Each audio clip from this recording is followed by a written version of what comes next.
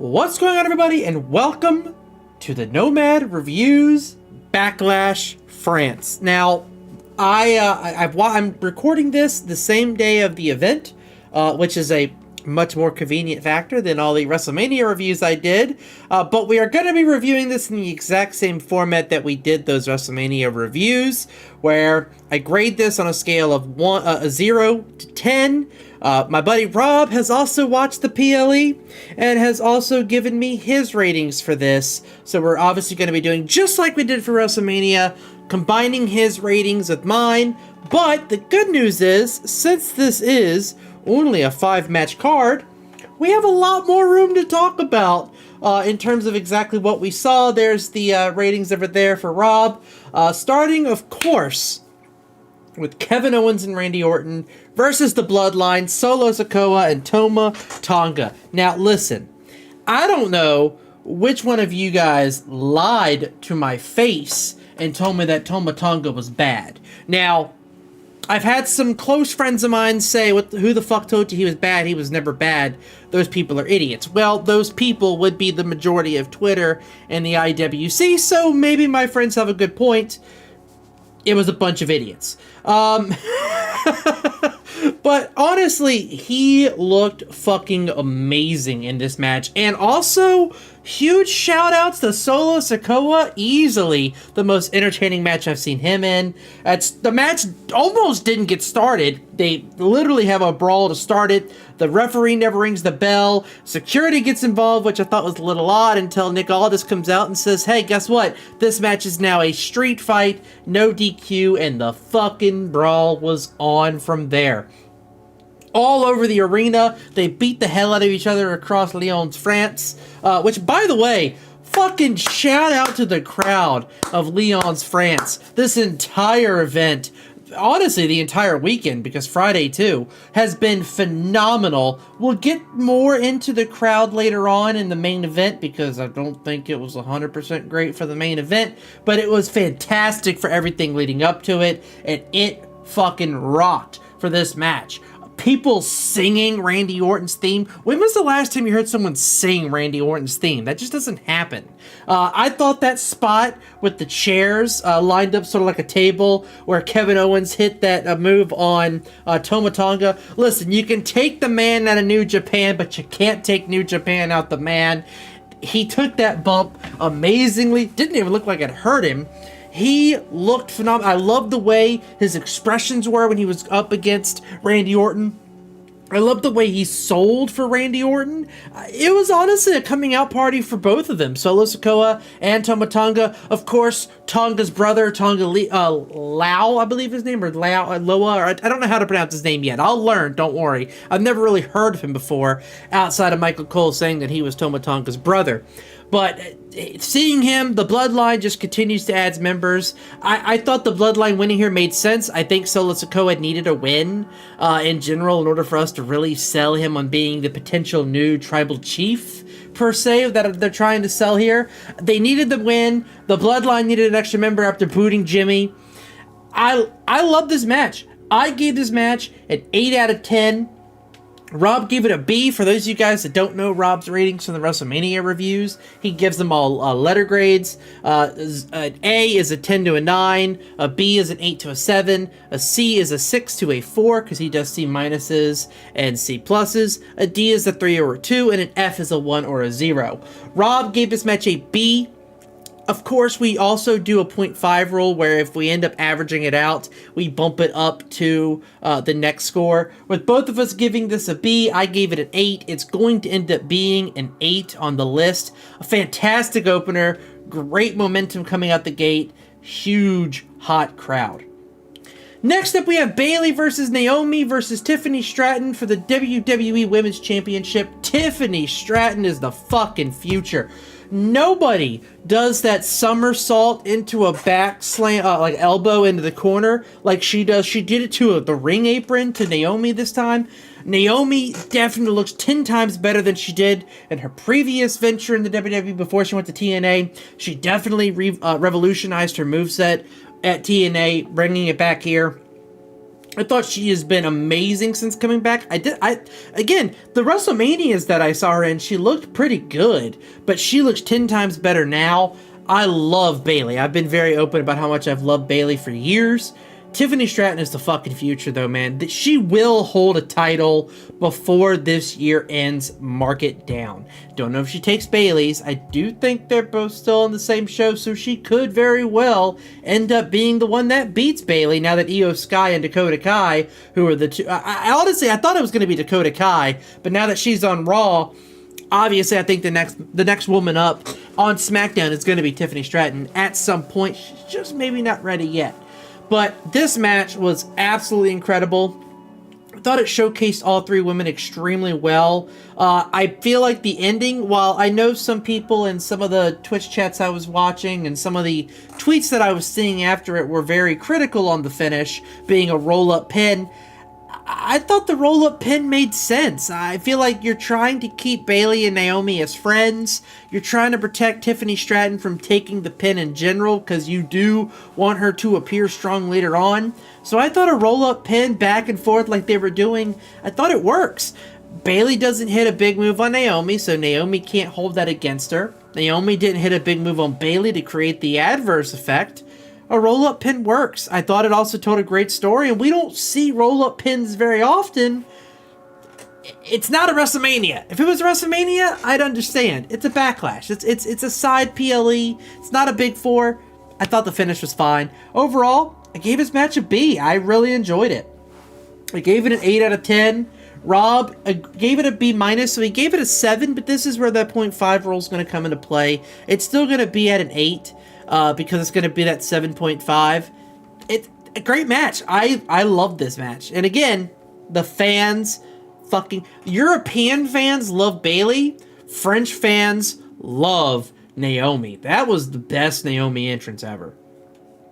Next up, we have Jey Uso versus Damian Priest for the World Heavyweight Championship. A match that proves, in my opinion, Jimmy Uso let Jey down at WrestleMania, because that match wasn't good. I spoke about it here. It was the worst match at WrestleMania 40 by a long shot. Don't think there's any arguments there, but this match showed that Jey Uso has it. Him and Damian Priest, they spent the very beginning of the match working the crowd. A bit of a slow developing beginning, but the middle and end was fantastic. I thought Judgment Day getting involved made sense again. And I also thought Damian Priest's reaction to it also made sense. I do not think Damian Priest is going to stay a heel for very long. His face turn with Rhea when she comes back, it's coming. You can see it. He doesn't like that Judgment Day got involved. He doesn't like that the heels did heel shit. He does not like that they tried to jump Jey Uso after the match. He stopped them.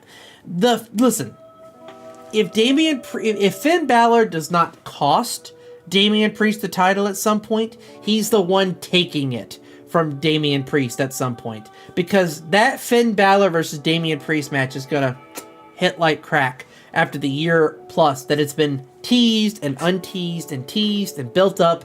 It's going to be fantastic. I don't know if you save that for WrestleMania or you go ahead and pull the trigger on a SummerSlam or Survivor Series, but that match is going to happen with or without the title, and it's going to be great.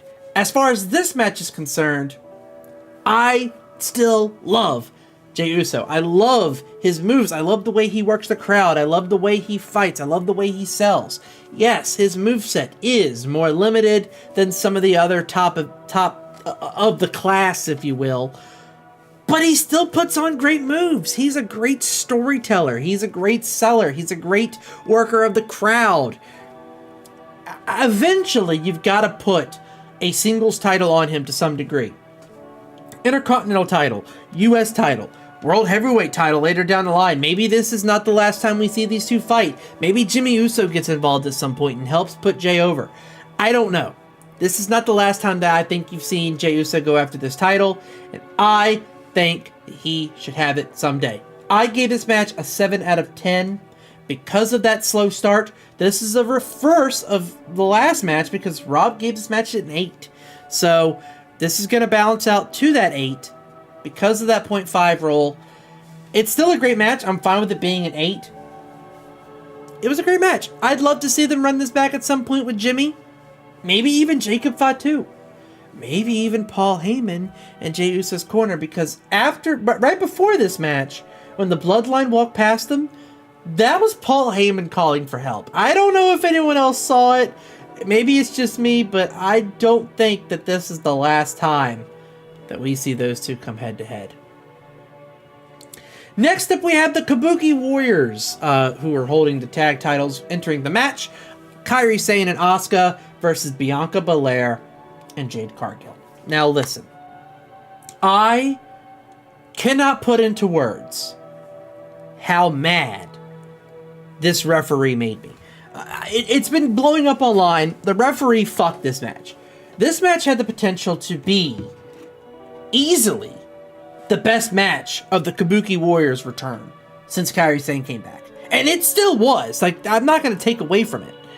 Kairi Sane and Asuka looked elite. They were absolutely working the two of Bianca Belair and Jade Cargill. Jade Cargill actually took bumps. Bianca Belair, being the weaker of the two, it makes sense because you're trying to sell Jade Cargill as this dominant force, and you are trying to establish this border between the two of them. At some point, they're going to fight at some point. Maybe not for another year or so. They're going to have a match at some point. You have to make... If they're going to be a tag team, one of them's got to be the one that takes the abuse. It looks like it's going to be Bianca Belair based on this match. Jade Cargill took her fair share, though, but she looked phenomenal. She's definitely becoming more comfortable with the WWE style. She's definitely becoming more comfortable in general. Her moves look fluid. She hasn't hurt anyone. She hasn't botched anything. I mean, she ended up jumping off the fucking top rope onto a body slam in this match. Like, Jade Cargill is definitely winning me over. Outside of just being an appearance, from a match standpoint, from a move standpoint, from a selling standpoint, from everything, Jade Cargill might be the next star. Listen, the women's locker room in general is fucking amazing. Everything is clicking for everyone here right now. But this match showed that even matches that you expect to be weak coming in, they're still blowing it out the water, man. If every single PLE match is like this, if this is the bottom of the ladder, if you will, of PLE matches in the Triple H era, we're gonna be fine. All right. I thought that this match was an 8 out of 10 for the longest time, and as Rob agrees here, that fucking ref botch ruined it. Let me explain. Kairi Sane hits a move on, I believe, Jade Cargill, and the ref, she goes to pin, and the ref says, you're not the legal person. You're not the legal person. I don't think that was supposed to happen.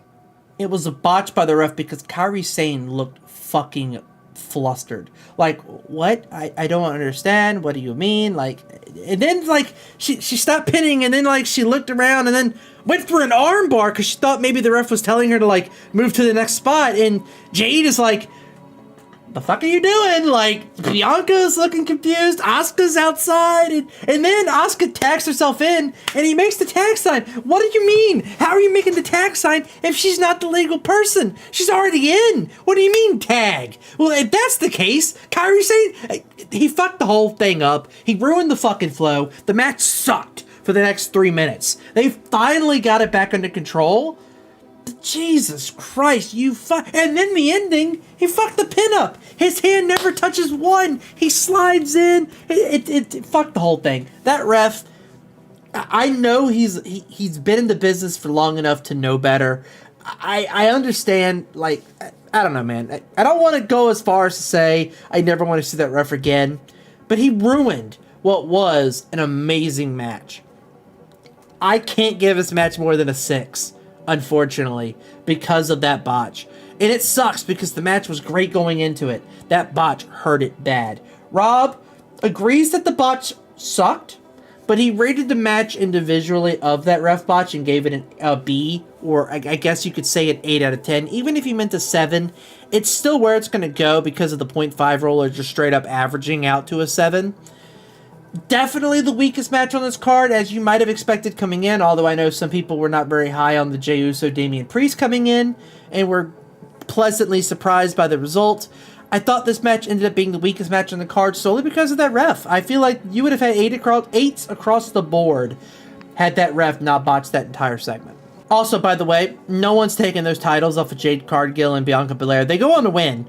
No one's taking those titles off them. I can't see a women's team in K-Fob that is going to be able to beat the two of them until they eventually self-implode and lead up to their WrestleMania match.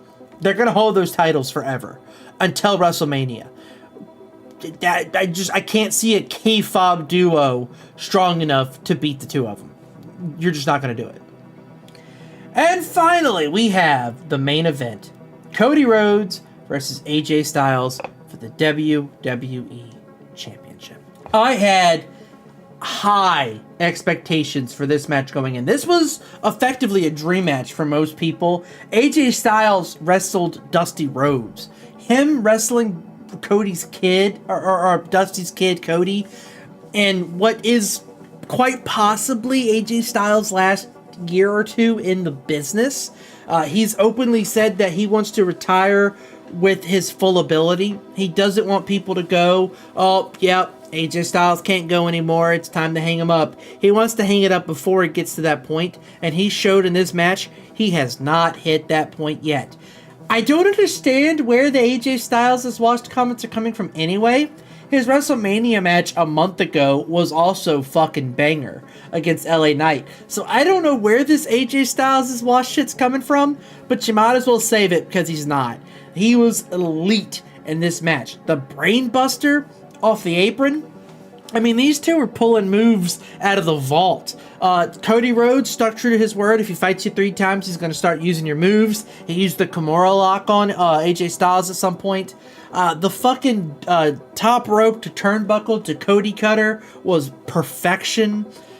Everything was amazing in this match. These two beat the shit out of each other. It was great back and forth, great storytelling. God, I can't remember the name of the move now. Burning Hammer. The Burning Hammer, and then the 1 count and the Hulk up that you do in, like, WWE 2K24. I know a lot of people are going to have problems with that spot. You just hate fun.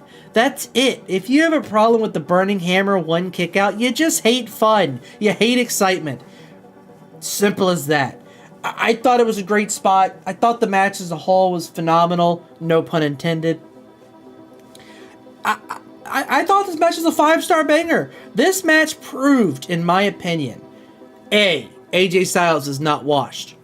B, the dream match happened and it absolutely filled my expectations. C, it proved that Cody Rhodes was the right person to put the title on because he can absolutely still put on bangers. He does not need great stories, and he does not need to be, I guess, the babyface in peril in order to put on a great match. He can just get a 2-week build-up and put on a banger. That's what you needed to see. Can he actually just put on a great match? AJ Styles still has it. Cody Rhodes never lost it. This was a 5-star match. Dave Meltzer, do the right thing, or don't. I really don't give a shit about Dave Meltzer. These are my ratings. I think this match is a 5-star match, and I think that's all that really matters. What do you think about this Backlash card? Do you agree that the Bianca Belair Kabuki Warriors match was ruined by the ref? Do you agree that Jey Uso is going to win a title at some point, and that match made it look like that Jimmy Uso was the responsible party at WrestleMania? What do you feel about the Triple Threat and the other tag match? Did you enjoy this pay-per-view, this PLE, pay-per-view, whatever? I feel like I'm CM Punk right now. I've always called them pay-per-views. Calling them PLEs is weird. I don't know. But ultimately, what did you guys think of that main event? I'd love to hear your thoughts. Leave your comments down below. Subscribe for more wrestling and gaming content. I do have some Lethal Company videos coming out probably sometime in the next week or two. I recorded a session, streamed a session over on my Twitch channel that you guys should follow as well. Yeah, that'll be coming up probably in the next couple of weeks. And of course, we'll see you here for the King and Queen of the Ring review in about 3 weeks, I think is what it said. 3 weeks. So we'll see you then. Until then, y'all have a fantastic night. Peace.